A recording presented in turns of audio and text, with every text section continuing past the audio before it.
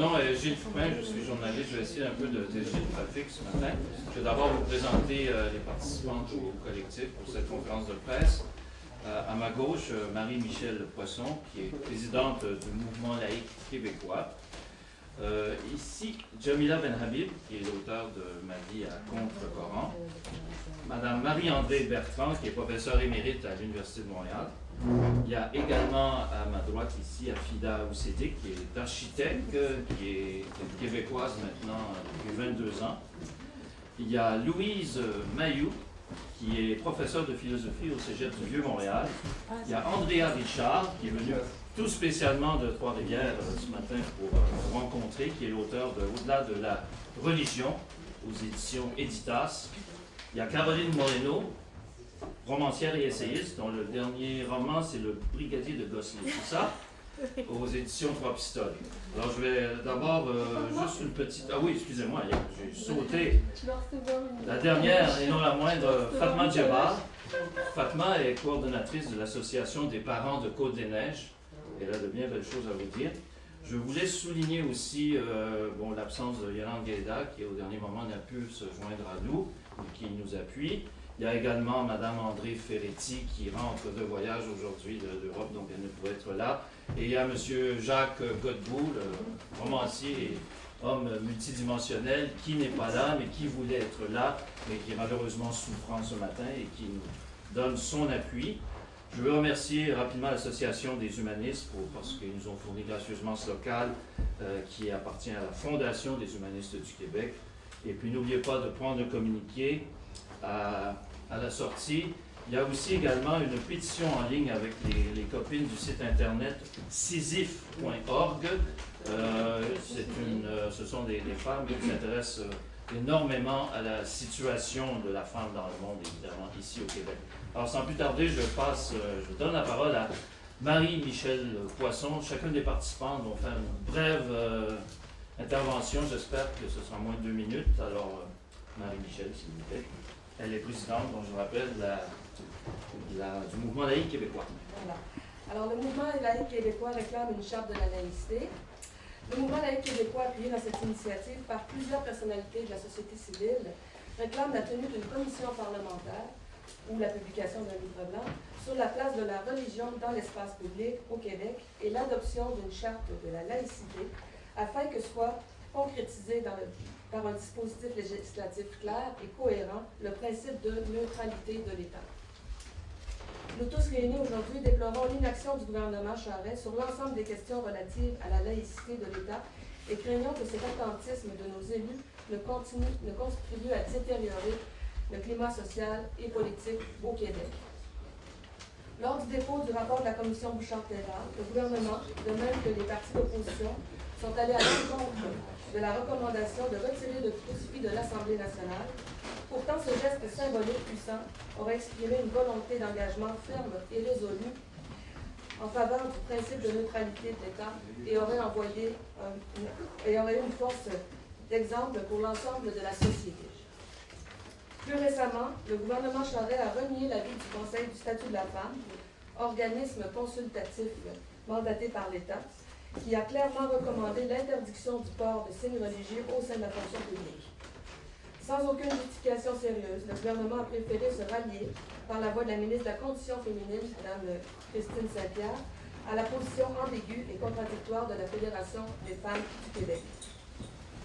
Nous tenons à rappeler que le débat sur la neutralité de l'État ne se limite pas uniquement à un dossier de condition féminine, mais que la question du port de signes religieux, ainsi que tous les aspects d'accommodement religieux dans le contexte du travail, rejoint l'ensemble de la population québécoise, hommes, femmes de toute origine et appartenance identitaire, et que toutes les religions sont visées également.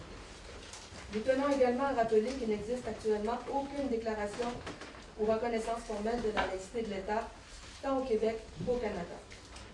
Le débat de fond sur la laïcité que nous souhaitons est beaucoup plus large que la seule question des signes vestimentaires, car il concerne tout autant le bon fonctionnement des institutions publiques, démocratiques et de notre système d'éducation. En passant, le mouvement laïque québécois est aux prises actuellement avec un procès devant le tribunal des droits de la personne concernant les prières au conseil de ville. Il y a déjà eu un jugement rendu en ce sens à Laval. de même que nous sommes farouchement opposés au maintien de contenus religieux dans le système d'éducation via le cours auxiliaire et le service d'animation de la vie spirituelle. Et on sait que dans ces deux cas, la paix sociale dans les municipalités concernées est menacée et que ces procédures-là sont très coûteuses pour l'État, savoir le fonctionnement du tribunal des droits de la personne et le fonctionnement du tribunal de la Cour supérieure. Donc, l'ensemble des problèmes qui ont en commun d'avoir pour origine la présence indue du religieux dans certaines institutions étatiques demeurent toujours non résolus, ce qui génère des coûts, comme je viens de le dire, élevés tant moraux que financiers. Nous considérons donc que la saine gestion du bien commun et le maintien de la paix sociale passent par la restauration d'une véritable laïcité des institutions publiques et nous réaffirmons l'importance de redéfinir un contrat social faisant état des droits et des obligations de tous les citoyens envers les institutions communes. Pour assurer un tel contrat social, nous croyons que le Québec doit se doter d'une charte de laïcité reposant sur des principes fondamentaux. Le mouvement laïque a depuis longtemps proposé de tels principes. Vous pouvez consulter l'ensemble de ces principes sur le site du mouvement laïque. Je peux en mentionner un seul, qui est très clair pour nous. Tout agent public, tout collaborateur du service public a un devoir de stricte neutralité religieuse et politique. Merci. Maintenant, Jamila Benhabib, auteur de Ma vie à contre le Coran. 2 minutes. Mesdames et messieurs, bonjour. Qu'il me soit permis de vous souhaiter la bienvenue et de vous remercier de votre présence. Le hasard a voulu qu'aujourd'hui, on célèbre la journée de la spécificité culturelle. Célébrons-la ensemble, chers amis, dans ce local si généreusement offert par les humanistes du Québec. S'il y a une spécificité culturelle, elle doit s'inscrire dans l'humanisme et l'universel. La laïcité et l'égalité sont les fondements mêmes de l'universel. Aujourd'hui, tous les éléments de mon identité, russe, grec, algérien et français, se mêlent les uns aux autres pour célébrer mon identité québécoise. Les personnes qui sont réunies aujourd'hui sont soucieuses de l'avenir de notre société. Elles ont des parcours de vie, des âges et des origines différents. Si elles ont décidé de faire converger leurs voix, c'est parce qu'elles défendent le même idéal. L'idéal laïque et égalitaire. C'est dire que ces deux valeurs fondamentales d'une démocratie transcendent les frontières et les cultures. S'il est vrai que nous partageons le même idéal, cependant, nous ne nous battons pas à armes égales. Parce que nous ne subissons pas les mêmes menaces, les mêmes pressions et les mêmes intimidations. Vous aurez compris par là que lorsqu'on est de culture musulmane, comme je le suis, et en même temps, on se réclame de la liberté, de l'égalité et de la laïcité, on fait fatalement l'objet de menaces et d'intimidations. C'est d'ailleurs mon cas. Depuis que j'ai publié la semaine dernière ma lettre ouverte au sujet de la résolution controversée de la FFQ. Cela étant dit, personne ne me fera taire. Personne. Bien au contraire, l'engagement pour la laïcité est contagieux. Lorsque la fièvre de la liberté s'empare de femmes qui n'ont pas toujours respiré la liberté, elle devient brûlante. Et plus rien ne peut les arrêter.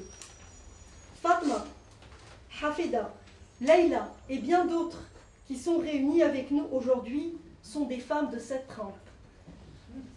Elles veulent dire, on doit les écouter, car trop souvent ces femmes de culture musulmane, laïque et féministe sont absentes du débat et d'autres usurpent leur voix. Nous ne voulons plus de cela. Nous voulons parler de par nous-mêmes et pour nous-mêmes, car nous voulons contribuer au Québec, parce qu'il nous a tant donné. Je dis dans mon livre, le Québec m'a donné des ailes, et c'est pourquoi aujourd'hui, je me suis lancée dans cette bataille pour la laïcité, car à la lumière de mon expérience, je sais, mieux que n'importe qui, mieux que quiconque, l'urgence et la nécessité d'adopter une charte de la laïcité. J'ose espérer que M. Charest va nous écouter. Et si tel n'est pas le cas, nous nous battrons davantage, encore plus fort, pour faire entendre nos voix. Car il y va de l'avenir du Québec. S'il est primordial que nos politiciens traduisent nos aspirations, il est aussi essentiel qu'à travers vous, médias, nos voix soient relayées. Je sais que des journalistes ont reçu des menaces la semaine dernière pour leur prise de position. Nos copines du CISIF ont reçu une mise en demeure de la part de Présence musulmane. Nous nous laisserons pas intimider. Nous continuerons notre combat pour la liberté, pour l'égalité et pour la laïcité. Et nous nous laisserons pas distraire par quiconque dans ce combat-là pour l'universel. Je vous remercie. Hafida Oussedik a laissé son casque, ses bottes et son chantier pour venir vous parler. Bonjour. Depuis mon arrivée au Québec, je suis subjuguée par la capacité de mon pays d'accueil à recevoir et à absorber des personnes issues de toutes les parties du monde, tout en gardant sa spécificité. Chaque partie, et nous qui arrivons, et le Québec qui présente des valeurs bien propres. Face au débat qui entoure le port du voile, je ne peux qu'éprouver à tout le moins de la perplexité. Ce qui m'inquiète le plus, c'est la banalisation. Pourquoi s'en inquiéter, dit-on, puisque la plupart des femmes le portent par choix? Ben, moi, j'y crois pas tellement à ce choix. Comme par hasard, ça fait plaisir aux maris, aux pères, aux frères, aux voisins. Ça fait plaisir, ultimement, là, c'est le choix de la communauté islamique qui édicte sans équivoque ses règles en matière de décence pour la femme, et ce, ne le cachons pas, à la base de la charia, qui est le système de justice islamique. Cette conviction, je la tiens d'un vécu. Un vécu qui est parsemé de faits assez importants pour moi. Étant d'origine et de culture musulmane, je suis d'avis que le port du voile n'est ni plus ni moins qu'un instrument de l'asservissement des femmes.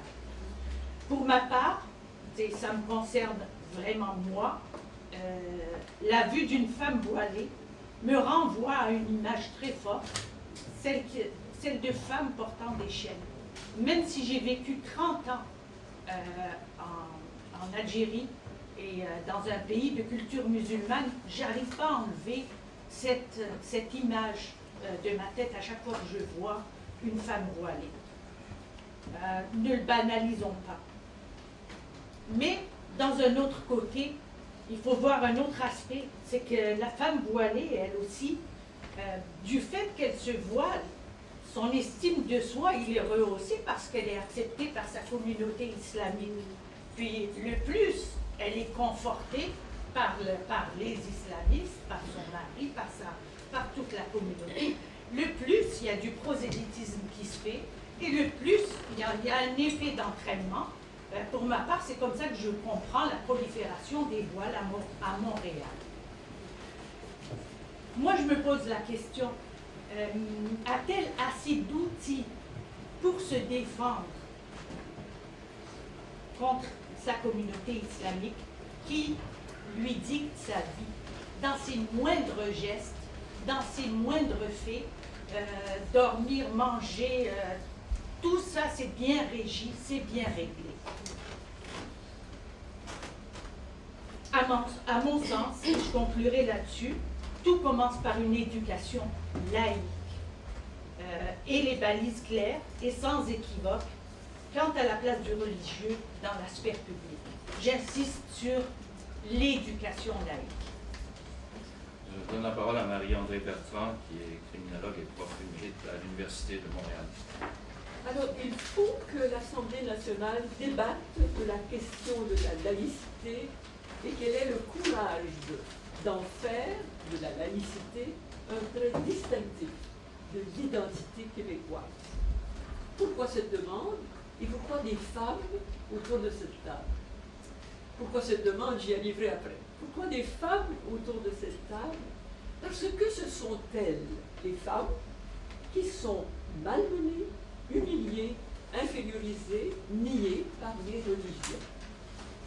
Les églises de toute obédience ont été la source inépuisable de normes et de pratiques discriminatoires qu'on voit encore à l'œuvre dans les législations pénales et civiles.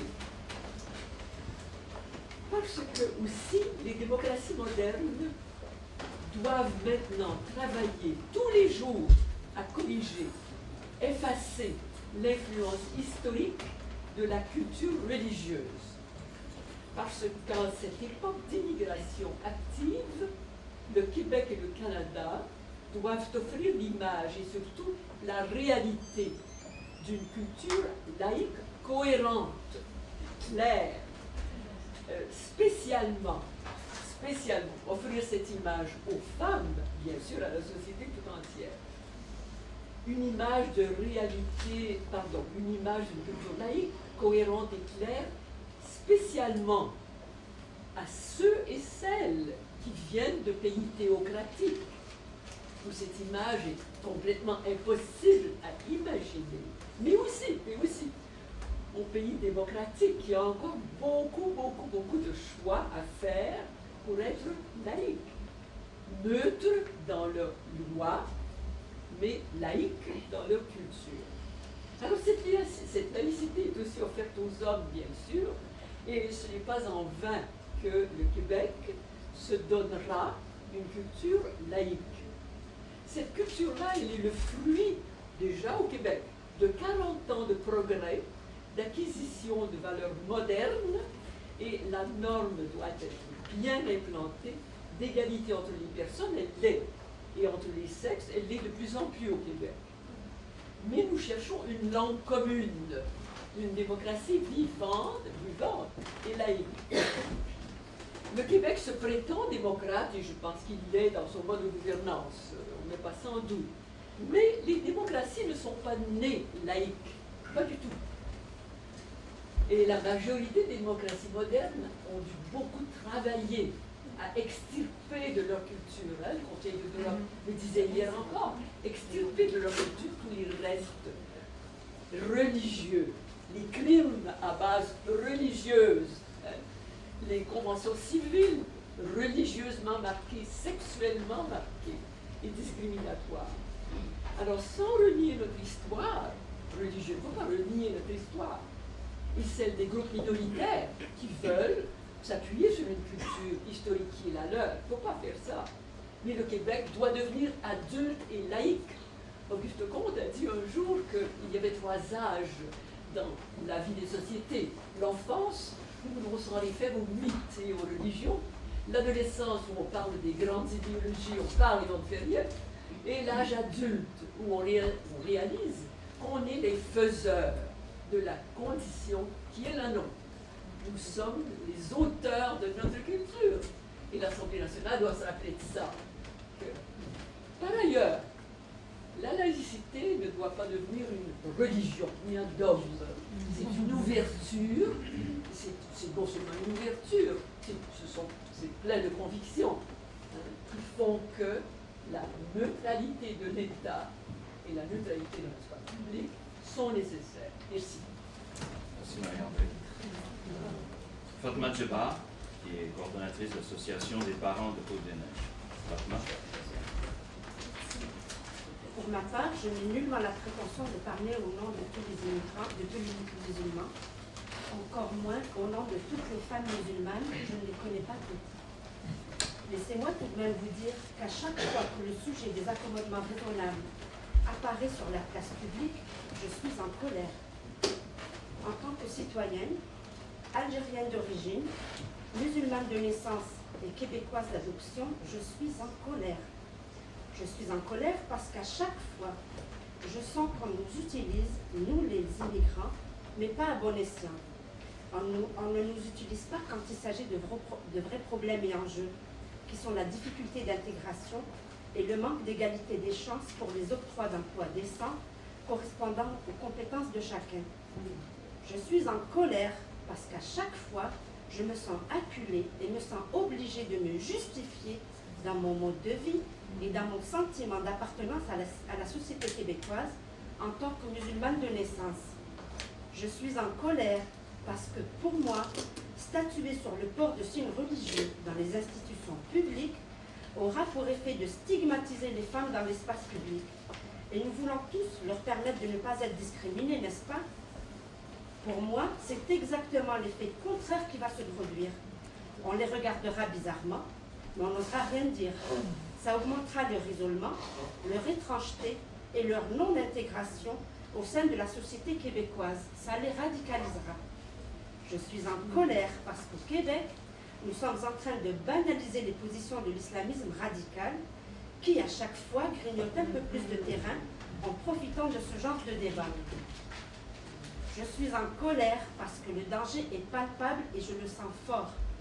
Le danger de statuer sur le port du voile ou tout autre signe religieux dans l'espace public provoque nécessairement un renfermement sur soi, un repli identitaire de certains groupes minoritaires dans la société québécoise, une ghettoisation très défavorable aux femmes. Je suis en colère parce que je veux vivre autrement. L'immigration n'a pas été un choix pour moi, ni pour beaucoup d'immigrants d'ailleurs, mais le Québec, je l'ai choisi. D'abord pour la langue, ensuite pour des valeurs auxquelles j'adhère fortement, comme l'ouverture sur les autres, le sentiment d'égalité et de liberté. Je l'ai choisi pour la notion de vivre autrement, mais ensemble. Je suis en colère parce que statuer sur le port du voile empêchera ce frottement et ce mélange entre les femmes de toutes les cultures et religions. Ça nuira à leur appartenance, à la fratrie des femmes dans le Québec d'aujourd'hui. Je suis en colère parce que finalement, tous les arguments pris en compte à date, musulmanes soumises, discriminées, brimées dans leurs droits, etc., sont utilisés à mauvais escient. Parce qu'on regarde ces femmes immigrantes musulmanes comme non pas des égales, on les regarde comme des pauvres femmes à protéger. Je ne serai plus en colère le jour où le Québec offrira à chacun sa chance de s'épanouir et qu'il comprendra que la diversité est une richesse, que la religion, quelle qu'elle soit, est une croyance personnelle. Chacun la vit comme il veut, en toute liberté, sans nuire à l'autre. Et c'est ça le... Professeur de philosophie au Cégep du Vieux-Montréal.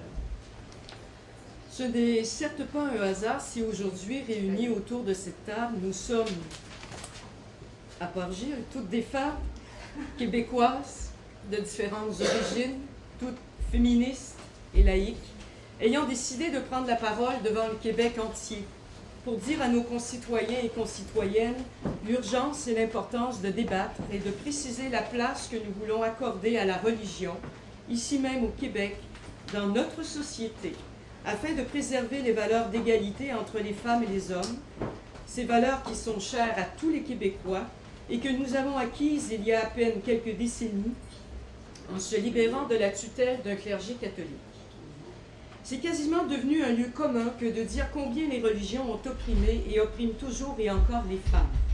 Femmes au corps second, au corps raté, au corps passif pour la reproduction, au corps menaçant parce que sexué, au corps impur parce que menstrué. C'est ainsi que les religions ont toujours refusé aux femmes la libre disposition de leur corps en interdisant la contraception et l'avortement, en imposant aux femmes l'excision, la flagellation, la lapidation et l'enfermement sous le voile ou la burqa. Rien ne fait chuter l'esprit de l'homme de son élévation autant que les caresses de la femme, disait Thomas d'Aquin.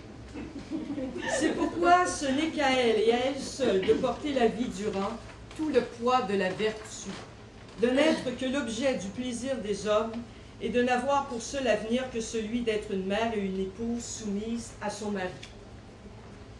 Ce n'est pas non plus un hasard si la révolution féministe, qui a transformé le Québec et, disons-le, contribué largement à sa modernisation, s'est produite au moment où l'Église a vu son emprise sur la vie des gens fondre petit à petit comme neige au soleil.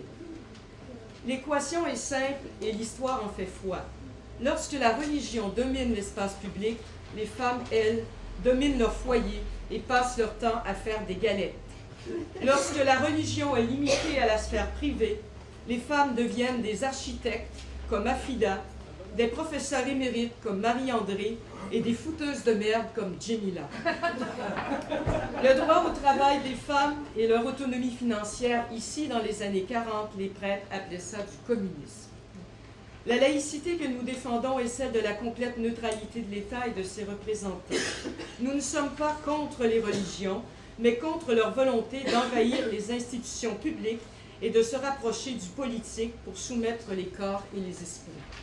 Nous souhaitons que Yahvé, Dieu ou Allah reste à la maison, dans le cœur ou la tête de chacun, pour que toutes les femmes d'ici puissent vivre librement, comme elles le méritent, à égalité avec tous ceux qu'elles ont mis au monde. L'égalité des sexes ne peut passer que par la laïcité. L'égalité des femmes et des hommes ne peut être garantie que par la laïcité. Pour préserver les acquis de la plus grande révolution de ce XXe siècle, la tranquille révolution féministe qui est incontestablement partout à travers le monde, la superbe bête noire de toutes les religions, une bête à la crinière sensuelle et magnifique, la bête à abattre, il va sans dire.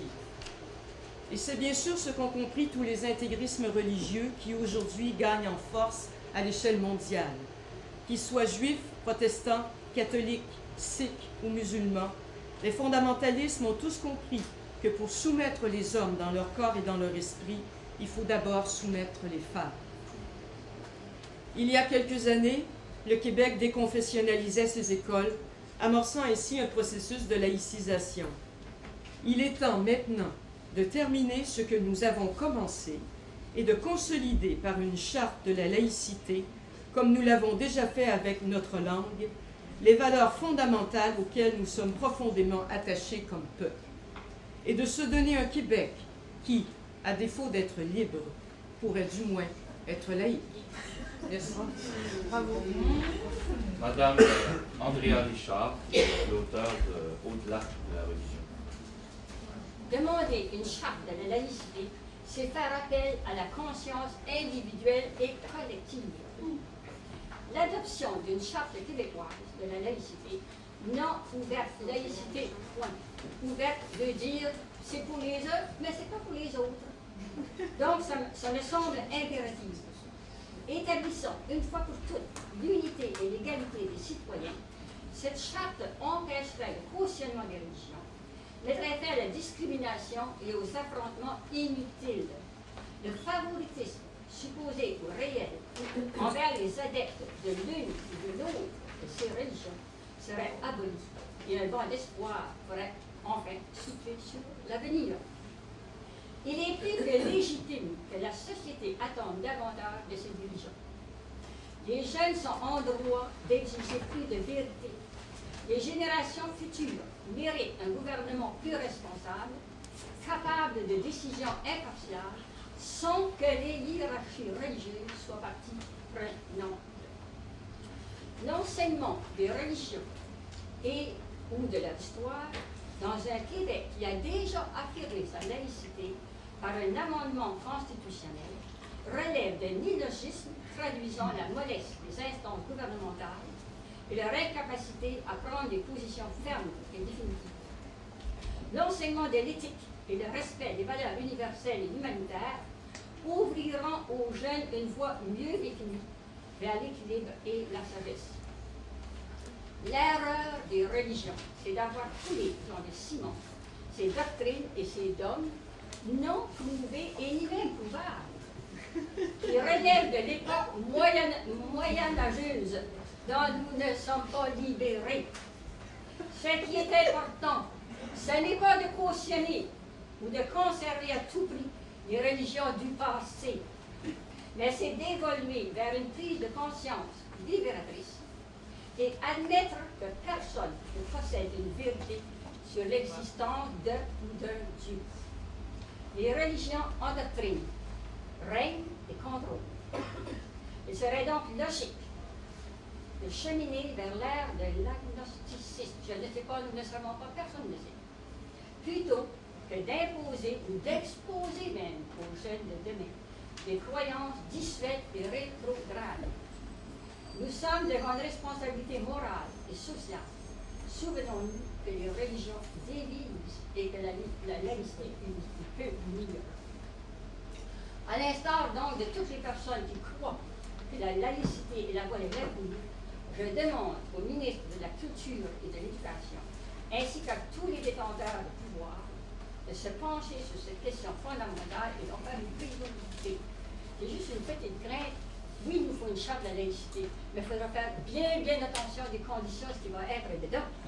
Parce que nous savons actuellement, moi je le sais par le député à qui j'ai parlé hier, le Parti libéral et le Bloc, contrairement au Parti québécois, sont contre l'interdiction du voile dans la fonction publique. Ça, c'est-tu dans ton Et je discours? termine. Pardon? Ça, c'est-tu dans ton discours?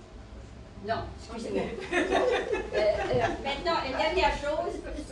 Même si j'ai vécu un témoignage de par femme après le cloître, je décris bien dans ce livre des folies et des cruautés que peuvent engendrer les lavages de cerveau que pratiquent les religions. Je vous remercie. Merci Andrea. Juste avant de passer aux questions, le mot de la fin à Caroline Moreno, romancière et essayiste. Bonjour. On doit à l'heure actuelle se demander si le Québec intègre les immigrants ou si ce sont les immigrants qui intègrent les Québécois. La laïcité du Québec s'inscrit dans son histoire, l'histoire étant une succession de luttes du peuple québécois pour son émancipation. La laïcité résulte de notre cheminement collectif. Elle doit être réaffirmée avec force. Elle doit être bétonnée. Comment s'y prendre? Voilà le principal obstacle. En dotant le Québec d'une charte, on a vu ce que ça donnait avec la charte de la langue.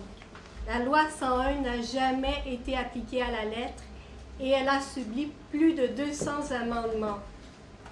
Par une constitution québécoise? Que vaudrait une constitution québécoise en regard de la constitution canadienne? Des décisions doivent pourtant être prises. Où est la solution? Il nous faut une constitution souveraine qui donne le pouvoir au peuple québécois et non une constitution basée sur le pouvoir divin comme l'est la constitution canadienne que le Québec n'a jamais signée. Merci. Merci Caroline. Alors, allez-y pour les questions. Pas de limite. Alors, Madame Poisson, ça serait quoi? Si vous pouviez vous identifier Oui, avant. Louiselle Lévesque de la radio de Radio-Canada. Ça serait quoi pour vous une charte de la laïcité? Est-ce que ça serait une charte dans laquelle on interdirait tout signe religieux dans les institutions québécoises?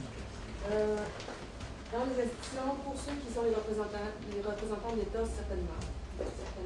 Si on fait prévaloir le principe de neutralité de l'État, non seulement le décorum dans les assemblées publiques, dans les cours de justice, non seulement les décisions qui sont prises doivent traduire ce principe de neutralité de l'État, mais aussi l'aspect physique des gens qui travaillent au service de l'État. Donc c'est un devoir d'abnégation que tous les fonctionnaires exercent déjà, parce que bien sûr que les fonctionnaires acceptent de mettre de côté certaines de leurs libertés fondamentales, à commencer par la liberté d'expression. Tous les enseignants le font déjà. Ne profitent pas de leur autorité indûment pour endoctriner les enfants, par exemple. Donc, les médecins mettent de côté, bien sûr, certains aspects concernant leur santé ou leur bien-être personnel, puisqu'ils doivent être au service de la population en tout temps. Donc, la neutralité religieuse ne serait qu'un de ces droits personnels parmi tant d'autres qu'on accepte de mettre de côté quand on accepte de travailler d'abord et avant tout au service de l'État. Mais vous, donc ça c'est votre position, mais est-ce que quand vous dites aux élus, aux politiques de l'urgence d'adopter cette charte-là, est-ce que ça serait sur la base d'un débat public qui devrait avoir lieu et d'un consensus qui découlerait de ce débat public-là? Comment ça fonctionnerait? Parce que là, vous avez déjà votre idée toute faite, mais est-ce que l'ensemble de la société a son idée toute faite? On l'a vu probablement pas, parce que la Fédération des femmes du Québec a pris une position qui va à l'encontre de ce que vous venez de dire. On a manqué le débat à deux occasions récemment. Le débat devait être entrepris par la Commission des droits de la personne. Vous savez, avant que Jean Charest ne convoque la Commission Bouchard-Taylor, il y avait ce projet mis de l'avant par la Commission des droits de la personne de mener le débat sur la place du religieux dans la place publique, du religieux dans l'espace public. Ça n'a pas eu lieu, ça a été court-circuité par la mise en place de la Commission Bouchard-Taylor, qui aiment un noyer de poisson, comme on sait, puisqu'ils ont élargi l'ensemble du débat à l'intégration interculturelle. Et non seulement ils ont élargi, mais ils ont fait des amalgames incroyables qu'on veut dénoncer justement ce matin, c'est-à-dire lier systématiquement la problématique d'immigration avec la problématique toute simple, finalement, de la laïcité. La laïcité, on le rappelle, c'est le principe de la neutralité de l'État en regard du religieux. Et ça n'interpelle pas plus spécifiquement ou plus particulièrement les immigrants. D'ailleurs, la Commission des droits de la personne elle-même a produit une étude à laquelle je réfère constamment, qui prouve justement, à l'image des personnes ici présentes, que les immigrants sont, pour ce qui est de la ferveur religieuse, tout autant ou également fervents que les Québécois. C'est-à-dire, il y a, comme chez les Québécois d'origine catholique, de culture catholique, une petite minorité qui sont de fervents religieux et qui parfois réclament vivement sur la place publique des accommodements. Mais la majorité, tant les Québécois que des immigrants, ne souhaitent pas mettre de l'avant leur religion et ne se définissent certainement pas, ne définissent pas toute leur identité via la religion. Mais est-ce que votre position, est-ce que vous la définiriez comme une laïcité ouverte ou une laïcité fermée? Vous savez, il y a un débat là-dessus. Bon, c'est notre modèle qu'il faut définir. Voilà. Donc, vous avez raison, il y a effectivement deux modèles qui sont bien sûr mis en évidence par le débat qu'on vit depuis les 2 dernières semaines. Laïcité ouverte versus laïcité point à la ligne.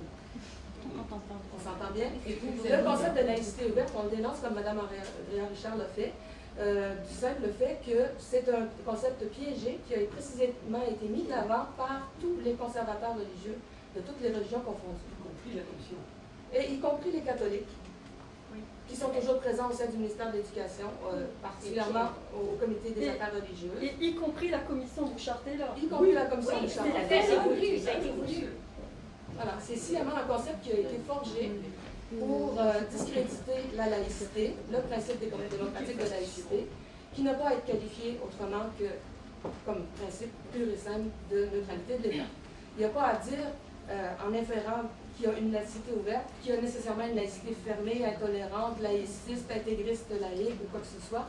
C'est totalement faux. Ce sont des épouvantails qu'on agite pour discréditer le principe de laïcité. Si je peux ajouter 2 mots concernant cette question-là, c'est que nous, évidemment, nous avons une conception de la laïcité. C'est la laïcité point barre et date. Mais cela étant, nous sommes à l'écoute du Québec, nous sommes à l'écoute de la société québécoise et nous invitons les Québécois à débattre de cette question-là. Nous ne voulons aucunement imposer notre conception de la laïcité. Nous voulons convier les Québécois à un débat. Et c'est cela dont il est question. Et nous voulons également présenter nos arguments, parce que nos arguments n'ont pas été suffisamment écoutés. Parce que la commission Bouchard-Taylor, qui était censée écouter, qui était censée se poser la question quelle est la place du religieux dans l'espace public, ne l'a pas fait. Et donc, par conséquent, aujourd'hui, nous sommes contraints de le faire. Et il faut qu'on le fasse. Il faut qu'on le fasse parce que cette question-là, elle est urgente et elle doit être débattue par les Québécois. Et nous n'avons rien à apprendre aux Québécois. Il faut qu'on les écoute et que les politiques les écoutent. Je voudrais ajouter aussi, souvent c'est un problème, dans le sens que la politique se sert de la religion et vice-versa, la religion se sert de la politique. Et on devient ainsi complice de religions qui ont à la base des doctrines et des dogmes mensongers. Alors, quelle honnêteté est-ce et quelle transparence est-ce envers les jeunes? Vous faites des sondages. Mais en réponse à la question, madame, tout à l'heure, nous demandons vraiment à l'Assemblée législative québécoise de se saisir du débat, de débattre de ça. Bien sûr, à la racine, et c'est le peuple québécois qu'il faut écouter sur cette question.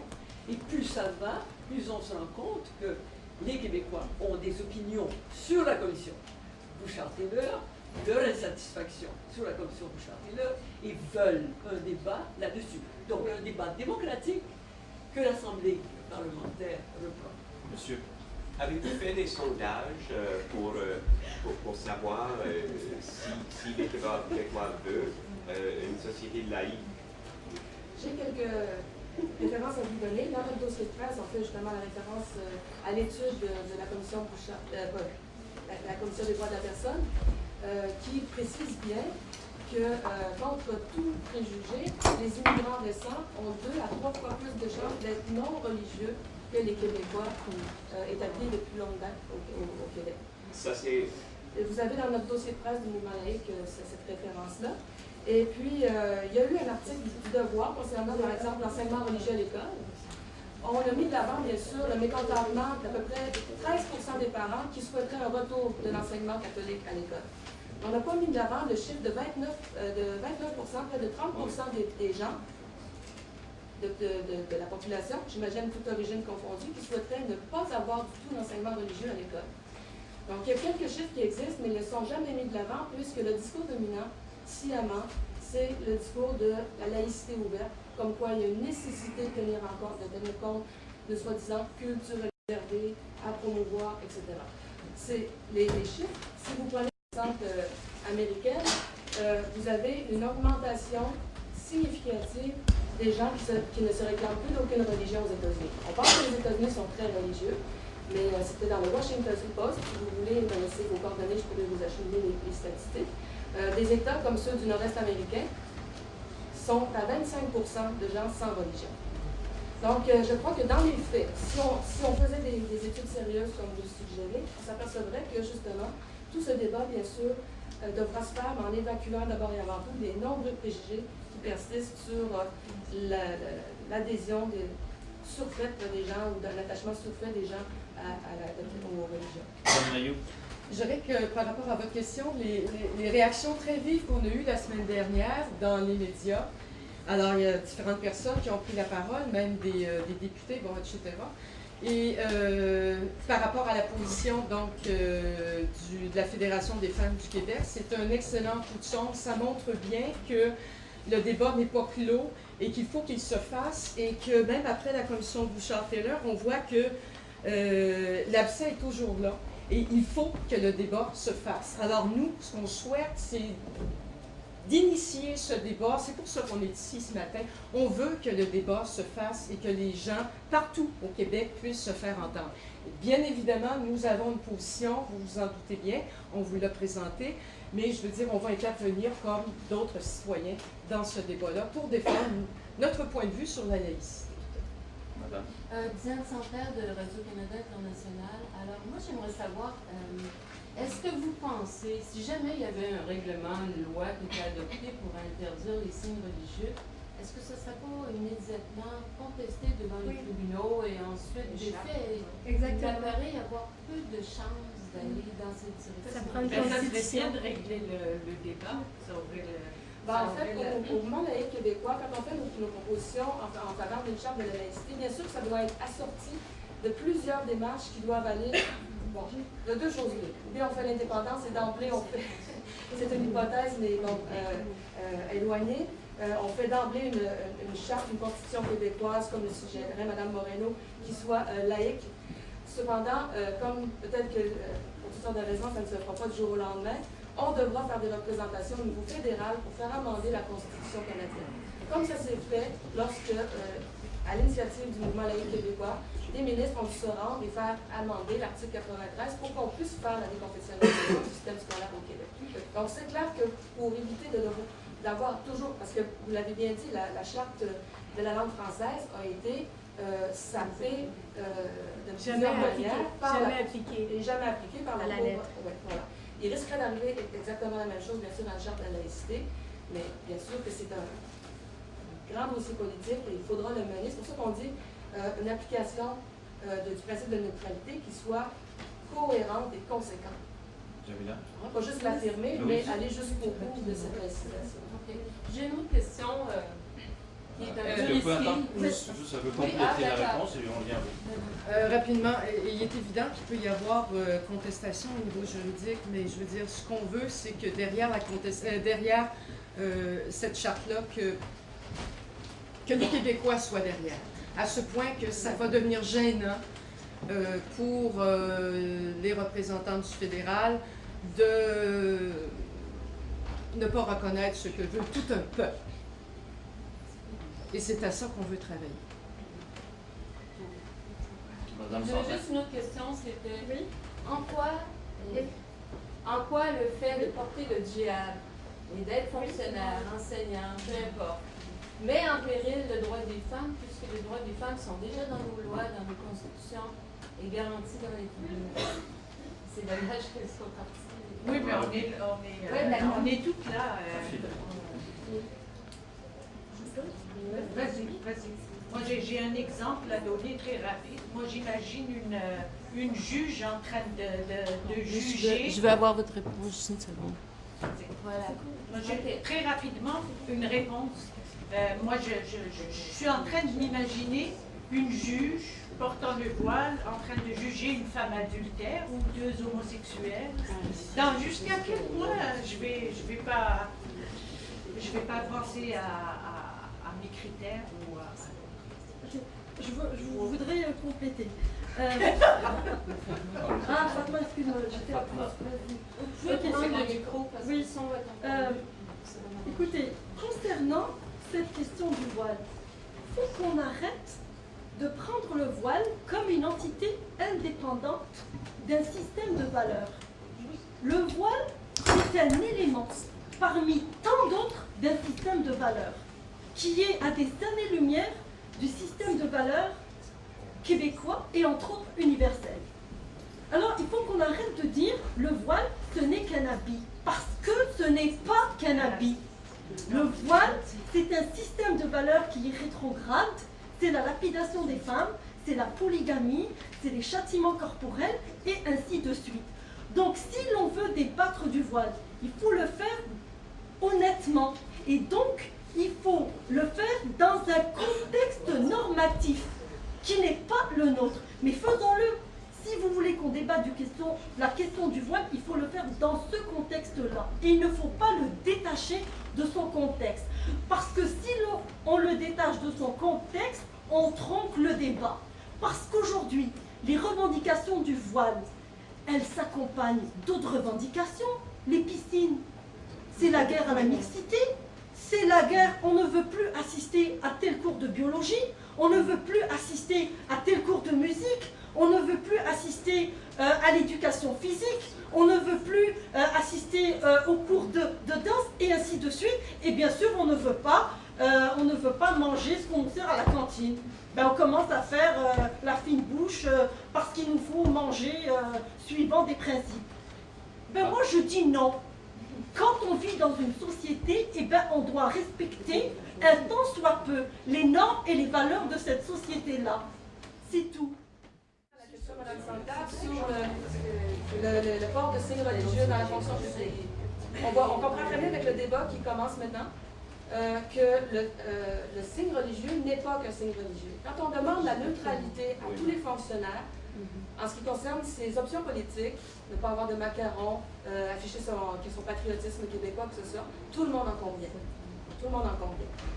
Ce même genre de prise de position religieuse peut être déplacé dans la fonction publique. D'autant plus qu'on comprend bien, un signe religieux peut avoir le double sens, à la fois religieux et politique. Et le voile, ce qu'on ne dit peut-être pas assez, et que Mme sur lequel Mme Benafid insiste beaucoup, c'est que oui, effectivement, il ne faut pas nier le sens politique de ce signe religieux. Et à ce sens-là, au même titre que n'importe quel macaron, t-shirt avec un slogan politique ou quoi que ce soit, ça ne peut pas être admis dans la fonction publique, pas plus devant une classe de petits-enfants ou d'adolescents ou quoi que ce soit d'autre. Donc, on cesse donc de faire cette schizophrénie entre signe religieux et signe politique. La volonté du religieux d'empiéter sur le domaine politique, elle est manifeste partout dans le monde. Et j'invite les gens à élargir un peu leur vision au-delà des frontières du Québec. Regardez ce qui se passe en ce moment à la Commission des droits de l'homme de l'ONU, avec les offensives qui sont faites pour faire accepter, pour faire prévaloir le religieux sur les droits humains. Donc ça, il faut voir que ça ne concerne pas uniquement le Québec, cette problématique-là, mais l'ensemble du monde à Québec. Madame Maillot et monsieur. Tous ceux qui refusent d'interdire le port du voile dans les institutions publiques refusent aussi de questionner ce qu'est le voile et surtout de le voir comme un objet sexiste. La Fédération des femmes du Québec a produit un document, ça lui a pris 2 ans. ce sont des féministes. Ça lui a pris 2 ans à produire un document. Lisez le document et vous ne trouverez aucune allusion au fait que le voile est un signe sexiste. C'est très simple. Il n'y a que les femmes qui le portent. Alors, est-ce qu'on va accepter, est-ce que nous, au Québec, nous accepterions que des employés de l'État, des représentants de l'État, arborent des signes racistes? La réponse vient tout de suite, c'est non. Des signes sexistes, pourquoi accepterions-nous ça? Monsieur, vous n'êtes pas identifié tout à l'heure. Rob Lurie de CTV News. Je veux juste savoir si le mouvement laïque québécois a une position sur les voiles, la portée des voiles. Parce que j'ai entendu déjà 2 positions. Ah, ça n'a pas oui. Est-ce qu'il y a une position? Oui, oui, on a une position. En fait, pour ce qui est du port du voile dans le contexte des institutions publiques, quand on travaille comme fonctionnaire de l'État, c'est clair qu'on ne veut pas de signe distinctif religieux. Le voile est toute autre forme de signe religieux. Pour ce qui est, et là souvent on nous a mal cité sur cette question-là, la liberté de porter le voile, de manifester sa foi publiquement ailleurs, partout ailleurs, sur la place publique, à la limite faire des processions avec les permis municipaux qui sont réclamés par la Ville, on n'a rien contre ça. C'est vraiment des choses qui concernent les institutions démocratiques et les services publics rendus par l'État. Est-ce qu'on parle de tous les signes religieux comme les chapeaux, les kippas qui portent les juifs et Oui, bien sûr. Oui, bien sûr, parce que c'est un principe, comme tous les principes, qui valent pour tout le monde également. Bon, et ça peut peut-être décevoir certaines personnes, mais on ne pourra pas faire des lois sur mesure, au cas par cas, comme le suggère Jean Charest d'ailleurs, où on permet à l'un et on ne permet pas à l'autre. Donc, c'est un contrat social qui est réclamé ici, c'est-à-dire chacun accepte de laisser de côté une partie de l'exercice de ses droits pour le bon fonctionnement des institutions communes. C'est un contrat qu'on demande à tout le monde. Il y a un petit prix à payer pour tout le monde, mais je crois qu'il y a un grand gain pour l'ensemble de la population quand on fait ce genre de contrat-là. Justement parce qu'il va y avoir un crescendo dans les 2 membres. Qui de la kippa, qui du kirpan, qui du voile, ou arrêter. Qui c'est qui l'a la vérité aussi à travers les religions? Qui c'est qui l'a? Pour moi, c'est des... Voilà la question. Stéphanie Toslewski, je suis journaliste indépendant. Stéphanie Toslewski, journaliste indépendant. Où est-ce qu'on trace la ligne et les objets d'art? Bon, on parle de la croix à l'Assemblée nationale, mais les objets d'art dans l'Assemblée nationale ou la croix sur le Mont-Royal, qu'est-ce que vous en dites? La croix sur le drapeau, qu'est-ce qu'on en fait? Voilà. Ben, c'est historique là, à ce moment-là. C'est l'histoire du Québec. Oui, c'est partie de notre histoire, c'est patrimoine religieux. Mais c'est l'argument qu'utilise l'Assemblée nationale. On détruit les églises aussi. On détruit toutes les églises. On laisse plus rien. On efface tout le passé, toutes les traces de notre histoire. Je vous réponds. Vous savez, la laïcité au Québec ne s'inscrit pas dans le vide, ne s'inscrit pas dans le néant. Elle s'inscrit dans un processus historique. Et donc, par conséquent, nous n'allons pas mettre ce processus historique de côté là et imposer une vision étroite. Évidemment que nous comprenons la nécessité d'avoir des objets d'art, mais ça fait partie du beau. Donc pourquoi voulez-vous qu'on chasse des objets d'art, je sais pas moi, de l'Assemblée nationale et de nos institutions? La question n'est pas là. La question est de faire un contrat social.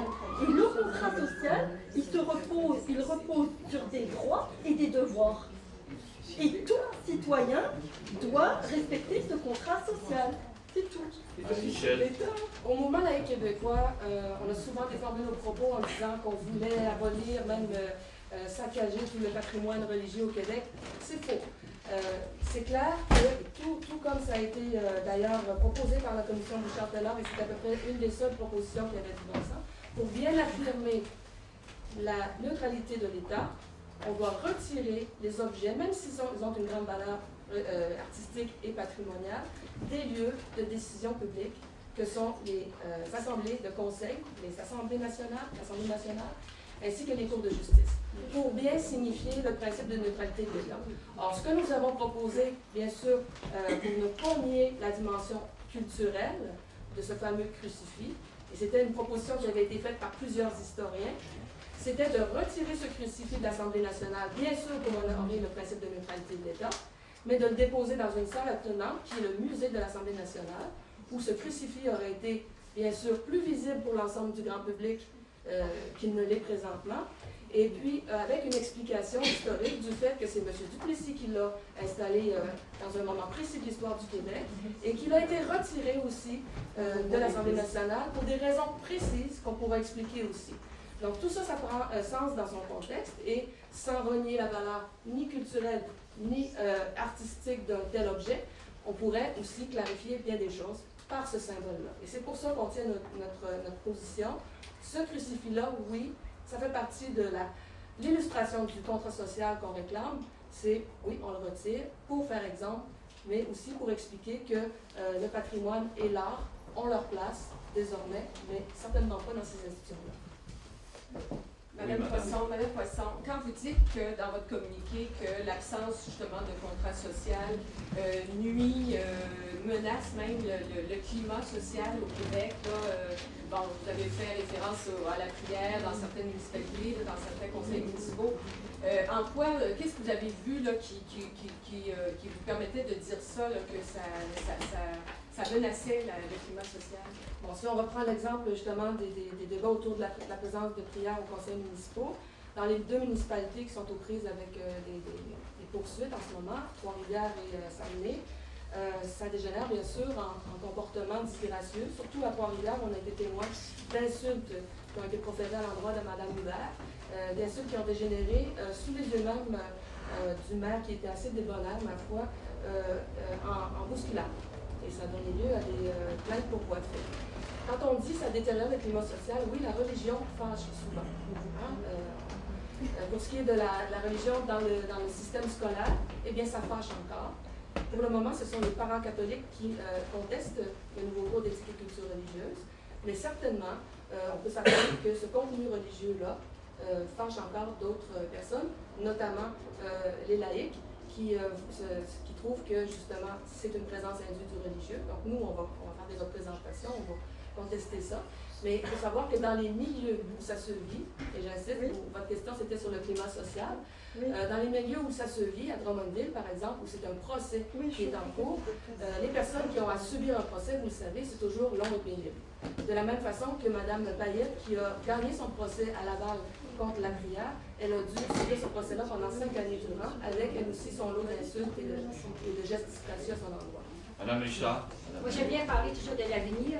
Eh bien, moi, je me dis que quand on aura réglé la question de la laïcité par une charte, on n'aura plus à parler de religion et de laïcité en opposition, et d'identité religieuse, musulmane, catholique, protestante, ou bien même acadienne, etc.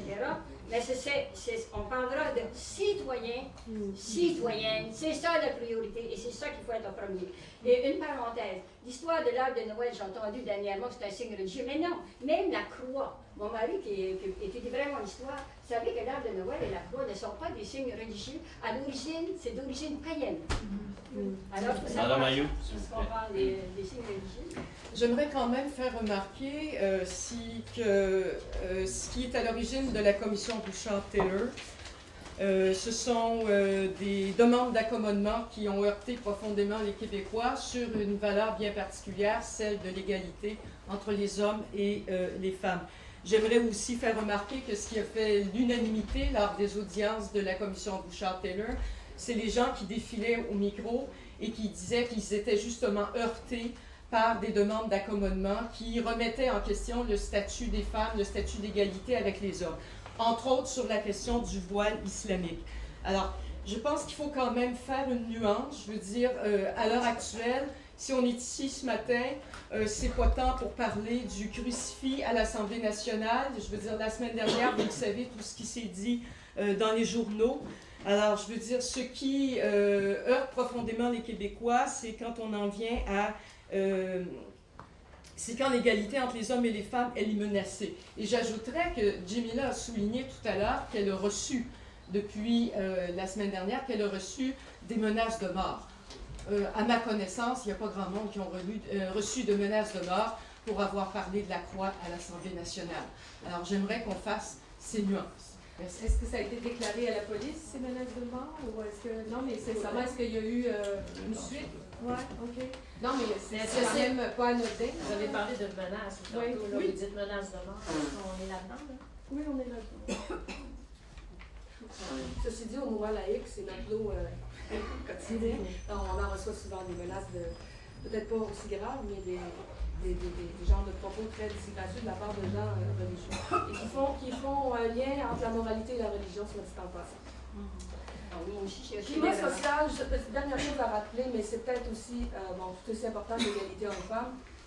Là où, selon notre analyse au mouvement laïque, on voit qu'il y a une détérioration du climat social, c'est que la question religieuse est en train d'attiser le feu du racisme envers les immigrants.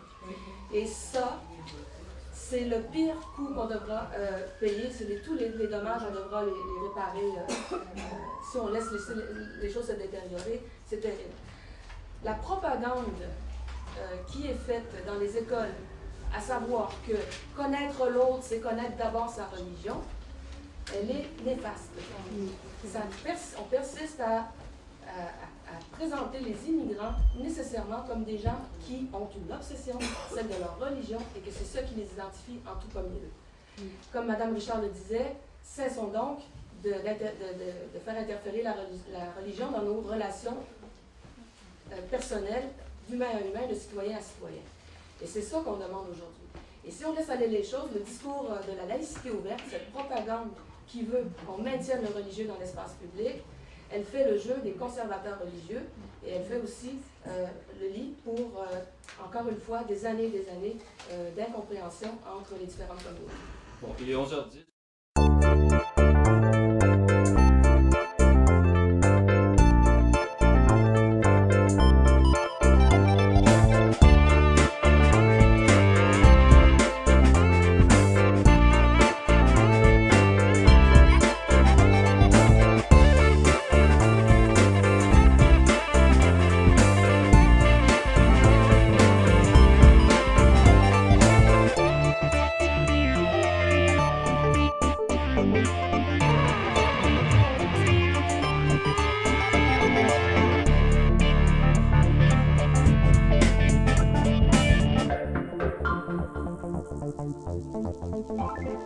Thank you.